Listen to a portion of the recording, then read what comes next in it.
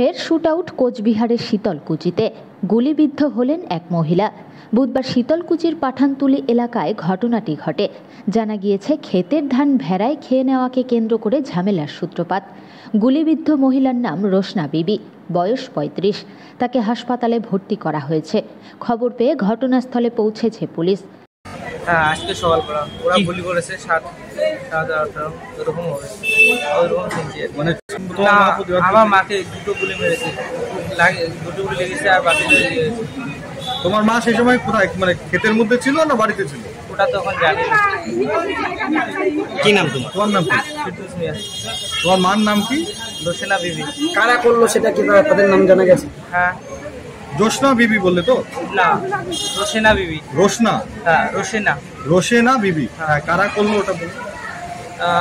আবুল হোসেন মিয়া, ফারুক মিয়া, ইমরান মিয়া, আমির খান মিয়া। এরা তোমার কে? এরা আমরা সবাই আঙ্কেল হয়, আর আবুল হোসেন আমার দাদা হয়। এরা কি তোমার বাড়িতে এসে হামলা করেছে? তোমার মা বাড়িতে এসে? ওই সময় বাড়িতে আর কেউ ছিল না? ওই সময় বাড়িতে কেউই ছিল না। তোমরা কয় ভাই বোন? আমরা 2 ভাই 2 বোন। 2 ভাই 2 বোন। বাবা কি তোমার সঙ্গে জায়গাতে থাকে? হ্যাঁ, না, ওখানে থাকে না, ওইদিকে এসে বাইরে থাকেন উনি? হ্যাঁ। তোমার নামটা বলবেন? ফিরদৌস মিয়া। আমি তো জয়গার থেকে আসলাম, আমার সাথে এরকম হয়েছে, বাড়িতে ওরা ঝগড়া লাগছে। কী বিষয়ে ঝগড়া লাগছে এটা আমি জানি। আমার কাছে ফোন দিয়েছে, ওই জন্য আমি আসলাম। তারপর কি শুনেছেন? এখনো কিছু শুনি। কি দেখলেন? দেখলাম যে গুলি লাগে গেছে, পায়ের মধ্যে গুলি লাগছে, এখনো গুলি পায়ের মধ্যে আছে। কয়টা গুলি? একটা গুলি।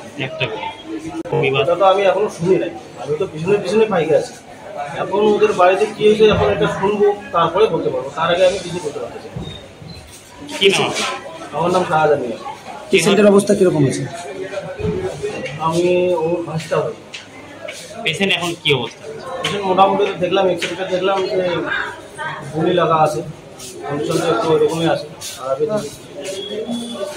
ডাক্তারবাবু বলতে পারবে যে কী এরকম আছে পেশেন্ট। আমি কি আপনার নাম? ডাক্তার না, আপনার নাম? আমার নাম আপনার নাম? শাহজাহান।